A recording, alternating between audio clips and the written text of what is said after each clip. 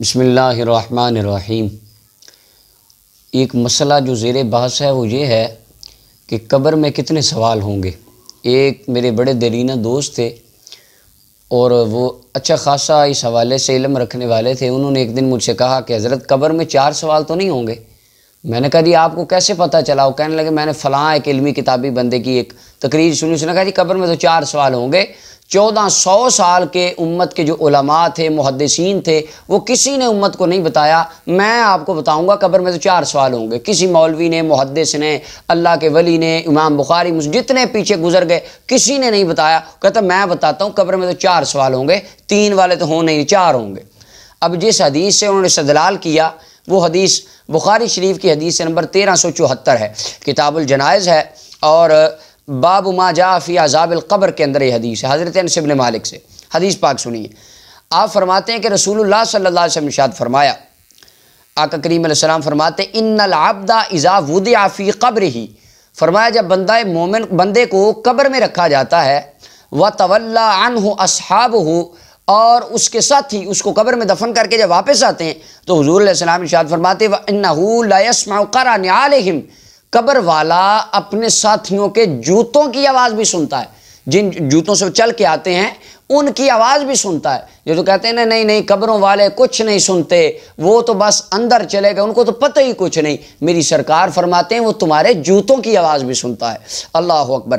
فرمایا اتاہم ملکان، جب بندہ قبر میں چلا جاتا ہے، بندے کی 2 صورتیں، ایک مسلمان ہوتا ہے ایک کافر ہوتا ہے۔ فرمایا ہر ایک کے پاس 2 فرشتے آتے ہیں، فرشتے آ کے اسے بٹھاتے ہیں، فیقولان، فرشتے اس کو کہتے ہیں ما کنت تقول فی ھذا الرجل۔ اب حیرت کی بات یہ ہے جس حدیث سے استدلال کیا جاتا ہے اس حدیث میں صرف ایک قبر کے سوال کا ذکر ہے۔ جو پہلا سوال ہے من ربک ما دینک، یہ 2 سوال ہیں، پوری صحیح بخاری میں ان 2 سوالوں کا ذکر ہی نہیں آیا، اور پوری صحیح مسلم میں بھی ان کا ذکر نہیں آیا۔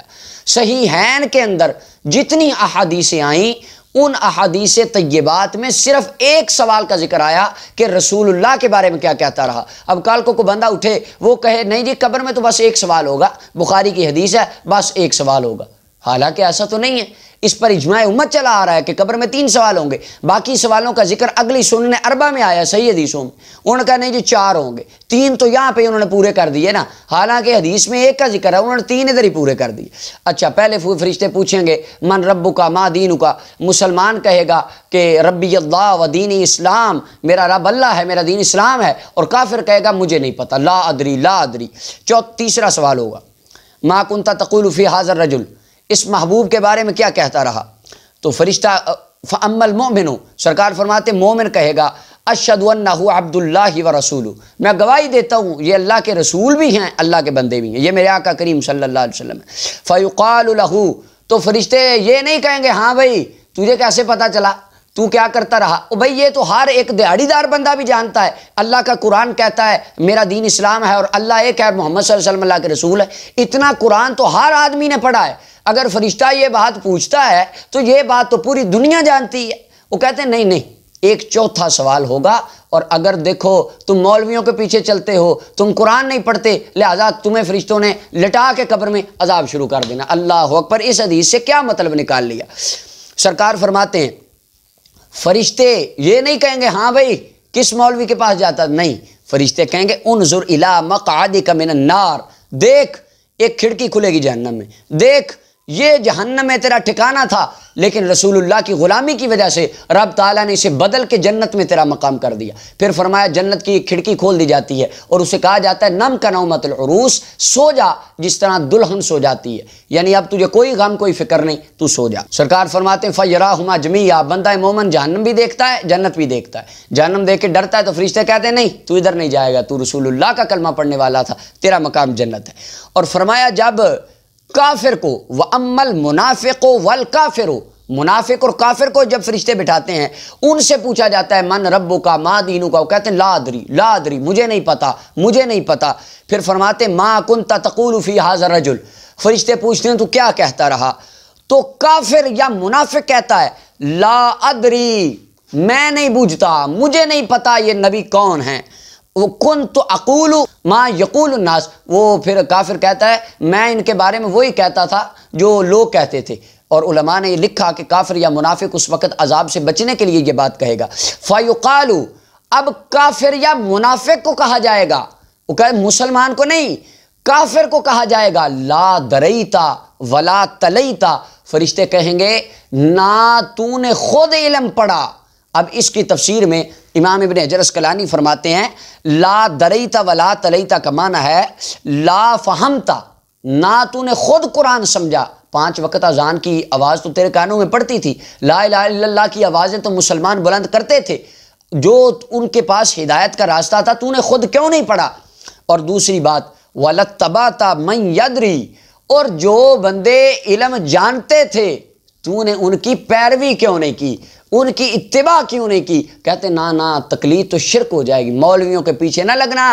اور کافر کو عذاب ہوگا اس لیے فرشتے کہیں گے تو ہدایت یافتہ مسلمانوں کے پیچھے کیوں نہیں چلا، تو نے مصطفیٰ کے صحابہ کی اتباع کیوں نہیں کی، تابعین، تبع تابعین، اولیاء کاملین، محدثین، ان کی اتباع تو نے کیوں نہیں کی. اس وجہ سے اس کو لٹا کر عذاب شروع کر دیا جائے گا. اب اس حدیث مبارکہ میں صرف ایک سوال کا ذکر ہے، اور وہ یتیم العلم دوست نے اس حدیث میں 4 سوال پورے کر دیے اور نکال دیے. کہیں بس مسلمان تو تم علماء کے پیچھے لگتے ہو، تمہیں قبر میں جوتے پڑھنے ہیں، خود قرآن پڑھو، خود قرآن نہ پڑھا بس تم گئے، عذاب آ جائے گا. اب حدیث کا کیا معنی تھا اور انہوں نے کیا معنی گھڑ کے، کیا ٹھونس کے پوری امت کو گمراہ کر دیا اور بشارت دے دی کہ سرکار کی پوری امت کو عذاب ہوگا. تم جتنے عالموں کے پیچھے لگے ہو تو بس ہم کامیاب ہیں. اللہ میری سرکار نے فرمایا تھا، صحیح مسلم کی روایت ہے، فرمایا ان قریب میری امت میں دجالون کذابون، فرمایا جھوٹے دجال پیدا ہوں گے، وہ ایسی ایسی باتیں کریں گے جو نہ تم نے سنے ہوں گی، ما لم تسمعوا انتم ولا آباؤکم، فرمایا تم نے کبھی ساری زندگی میں وہ باتیں اپنے آباء و اجداد سے بھی نہیں سنی ہوں گی. سرکار نے فرمایا فَإِيَّاكُمْ وَإِيَّاهُمْ، او میرے غلاموں ان سے بچ کے رہنا، اپنے آپ کو ان سے بچا کے رکھنا. لا يُضِلُّونَكُمْ وَلَا يُفْتِنُونَكُمْ، کہیں وہ تمہیں گمراہ نہ کر دیں، کہیں وہ تمہیں فتنے میں نہ ڈال دیں. 14 صدیوں میں یہ بات کسی نے نہیں کی. اب جیل میں بیٹھے حضرت صاحب کہتے ہیں ہاں مجھ پر یہ الہام ہو گیا. سوال تو 4 ہوں گے، تمہیں تو پتہ ہی نہیں، پوری دنیا کو نہیں پتہ چلا، حضرت کو 1400 سال بعد پتہ چل گیا. اللہ اکبر. یہ معنی تھا ان باتوں کا جو انہوں نے ٹھونس دی مسلمانوں پر. اور سوال بھی یہاں پر ایک لکھا ہے. اب کال کو کوئی بندہ اٹھ کے گئے قبر میں تو ایک سوال ہوگا بس. ہر بندے کا ماشاءاللہ پھر اپنا اجتہاد بنا. اللہ تعالیٰ ہمیں ایسے فتنوں سے بچنے کی توفیق عطا فرمائے. 1400 سال سے امت کا اجماع اس بات پہ چلا آتا ہے قبر میں 3 سوال ہوں گے. پہلا اللہ رب العالمین کا، دوسرا بندے کے دین کا، تیسرا مدینے والے آقا نبی آخر الزمان سید احمد مجتبیٰ جناب محمد مصطفیٰ صلی اللہ علیہ وسلم، آپ کے بارے میں پوچھا جائے گا اے مسلمان اس محبوب کریم کے بارے میں کیا کہتا رہا.